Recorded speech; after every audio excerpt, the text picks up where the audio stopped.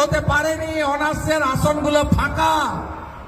বাবা মারা বলছেন মমতা থাকলে চাকরি হবে না, তাই আর বাবা পড়াশোনা করার দরকার নেই, অন্ধ্র চলে যা, কেরল চলে যা, গুজরাট মহারাষ্ট্রে চলে যা।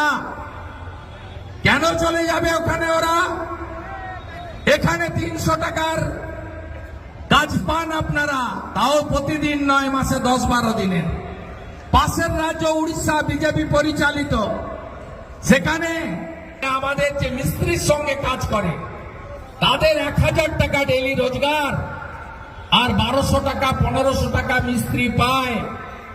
এই রাজ্যে সর্বনাশ করেছে আপনাদের, অত্যাচারের চরম জায়গায় গেছে।